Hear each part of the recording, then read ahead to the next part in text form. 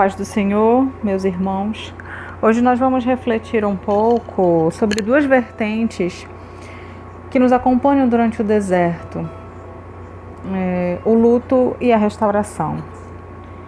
Se cada um de nós pudéssemos relatar a nossa história de vida, nós teríamos milhões de livros com registros de vivências que trazem inspiração e esperança.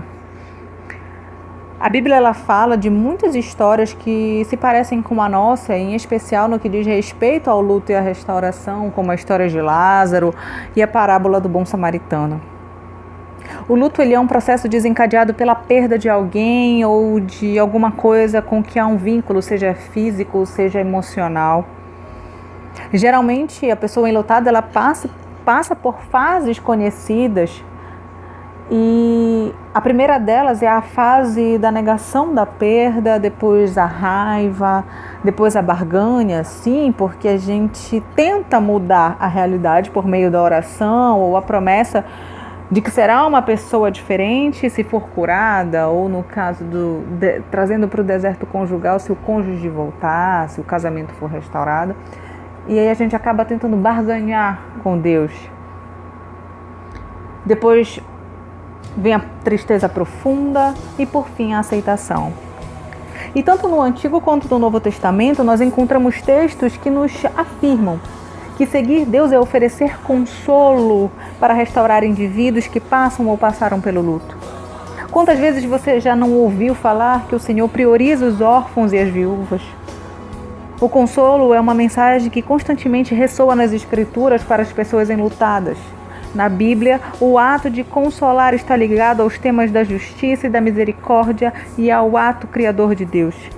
O Espírito Santo, aliás, é apresentado por Jesus como Paráclito, isto é, o conselheiro ou consolador.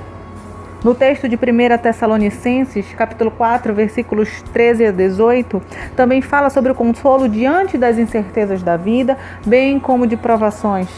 A igreja de Tessalônica era um referencial para as demais, pois vivenciava perseguições, mas ela permanecia firme. E Paulo ele remete em seu texto aos ensinos que transmitiu aos tessalonicenses por ocasião de sua visita àquela igreja que era alvo de grande dor. Para aliviar seu sofrimento, aqueles cristãos eles desejavam ardentemente que Jesus voltasse. Esse texto fala sobre tristeza, esperança e alento. Ou seja, irmãos, diante da morte temos uma esperança que é a ressurreição. Esse é um dos consolos de Deus para a nossa vida. A esperança em meio ao luto, ela pode ser vivenciada quando? Primeiro, pomos diante de Deus nossa dor e pedimos seu consolo para nós mesmos e os nossos familiares.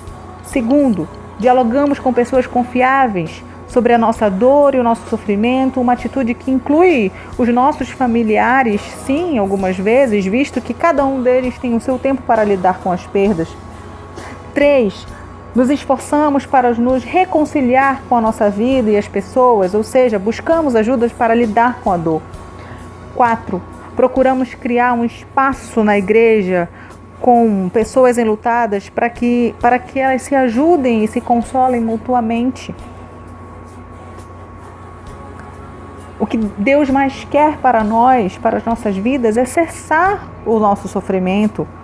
Ele compreende suas perguntas, revoltas e raivas, além de sua vontade de desistir, sim, porque muitas vezes nós nos encontramos cansados e queremos desistir da caminhada. Mas Ele nos chama para viver a saudade sem dor.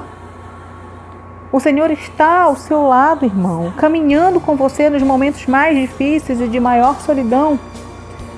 Mas Deus quer lhe dizer que a esperança de existir continua, pois o amor dele por você vence a morte e a tristeza e transforma seu pranto em uma nova realidade de vida. Então, irmãos, mesmo que tudo pareça estar morto, nós temos promessa de ressurreição. Deus, Jesus, nos mostra na palavra que mesmo em meio ao luto, ainda há vida, ainda há oportunidade sim de se vivenciar, de ressurreição, de restauração. O que nós devemos é confiar no que Deus tem para nós e não no que os nossos olhos contemplam. Então, perseverar, entregar as nossas dores a Deus, orar acreditando que Deus fará mesmo em meio ao impossível, é depositar a nossa confiança em Deus plenamente, e isso agrada ao Senhor. E viver a nossa vida de uma forma plena, passando sim pelas fases do luto, porque é importante para que a gente compreenda o trajeto, o processo da caminhada, para que a gente chegue na promessa, para que a gente chegue na restauração, para que a gente chegue na vida eterna. Então, amados, não desistam. Não desistam. Se vocês estão no início do deserto, se vocês estão no meio, ou se vocês já estão chegando na terra prometida, não desistam, porque a recompensa está logo ali. E Deus quer de vocês perseverança.